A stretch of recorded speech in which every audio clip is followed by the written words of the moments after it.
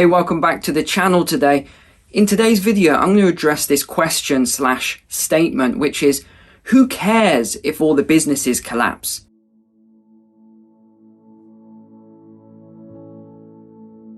So yes, I'm going to be focusing today's data on the United States, but this is also going to apply to the UK, pretty much any European country, Australia, New Zealand, Canada, etc. So regardless of where you are, this data is going to apply to you. So I'm going to bring in some new data here. So I've got a sheet in front of me.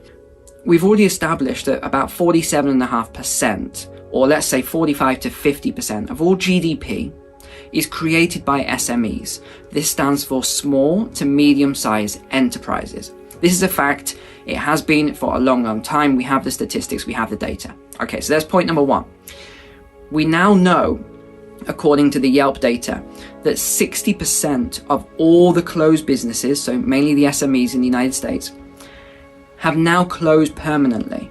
So of all those businesses that closed temporarily, 60% and growing have now closed permanently, never to open their doors again. That's what permanent means for all those economists out there that are saying, oh yeah, it's a temporary permanent closure. No. It's a permanent closure. All right, so let's get that established as well.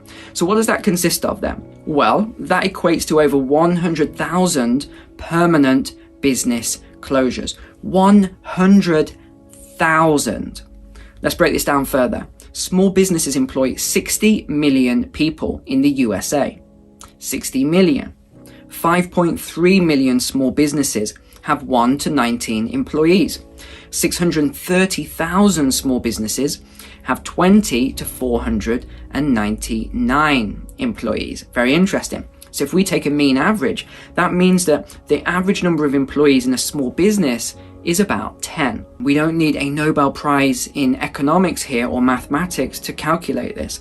So if we take 10 employees for every one of these businesses, times 100,000 closed businesses, that gives us a number of 1 million people whose jobs have gone and will not be coming back.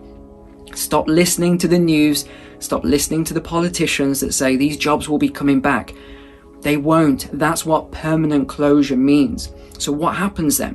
All these jobs go into the job pool. This is bad for government because they're no longer claiming the income tax off these workers. What else are they doing? You've got a double negative here. The government then needs to support these workers with some sort of a monthly payment. So apparently, the USA GDP growth was 3.5% last year. Just think about that for a second. Let's go back to what we said. 45 to 50% of all GDP is created to small to medium-sized enterprises.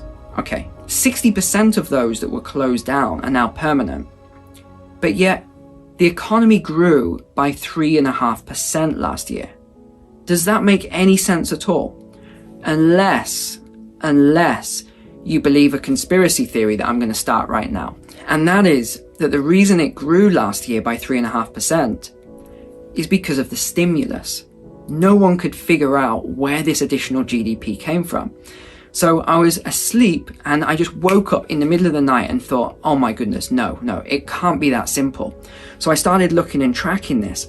Stimulus was in April 2020. That was the first large round.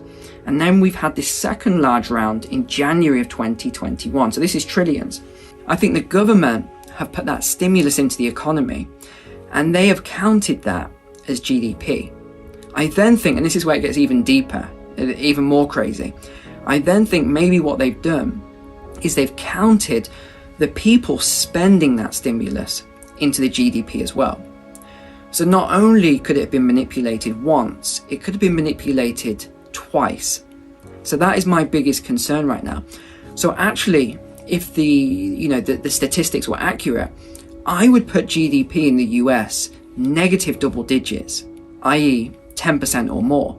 So why would the government and everybody, and the Fred and everyone, why would they put out these statistics that say that the economy grew by 3.5% last year? What would they have to gain by doing that? Well, think about it. The US dollar. They don't want all these other countries like China and Japan and the UK. There's $2.5 trillion in treasuries just between those three countries. They don't want these other countries to know the truth. And I did so much research trying to find out if the stimulus was included in GDP. I couldn't find this data anywhere. It's just not available. So I think that's probably what's happened here. And even if we look at the UK then, the UK GDP was negative for all of 2020 because I don't think they've included the stimulus. But what they did say, which was again a manipulation, was that Q3 of 2020, GDP was up 16% and they made this big rah-rah about it, how fantastic it was in the news. But then if you look at that properly, that is a month-on-month increase. So of course it will be up 16% against a negative 18.8% in Q2. Do you see what I'm saying here? So we're still down 2.8% and we don't even have Q4 yet in the UK. Why haven't they put this data out yet? I think we can probably guess why they are delaying it. So overall, these are still the worst stats since World War II. GDP and the debt level to GDP is just unbelievable now. It's so outrageous that it's concerning, let's just say that. But the next problem then, what about all of these government-backed loans? We have, here we go, 500 billion with a B in the USA, and in the UK, already we believe there's about 30 billion that will be unclaimable. You know, we won't be able to reclaim this, or the government won't be, because the government have banked the loans with the commercial banks. So if these businesses don't pay, which a lot of them are not going to, then the government is on the hook to pay these loans. But what do I always say? The government doesn't have any money. So where are they going to get the money from? The taxpayer. Can you see how messed up all of this is? They say that food prices only rose by between 0.1% and 0.4% last year. That's nonsense. You know this yourself. You don't need to be an economist to know this.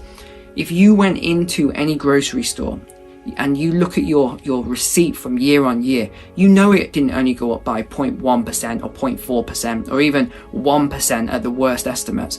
It was way more than that. They're just deliberately choosing a basket of the things that didn't really go up a lot. But one of the points I want to bring into this on the GDP growth was that if you look at how they're estimating this and how the business, remember there was a CNBC article, let me throw that up, and it said business booms by 33.1% in Q3 of 2020. And I said at the time, guys, don't believe this is fake. It's a fake V-shaped recovery. It is not real, because they were putting it all down to business spending. Businesses are booming, they're spending all this money. No, businesses were shelling out on PPE, personal protective equipment for their businesses, perspex screens and masks and all this equipment. That's why there was a boom in business spending then. It wasn't because businesses thought that they were going to make a ton of money. In fact, if you look at the small business surveys, they were all saying the same thing. Confidence is at an all-time low. Most businesses are not spending any money that they don't have to just to carry on operating.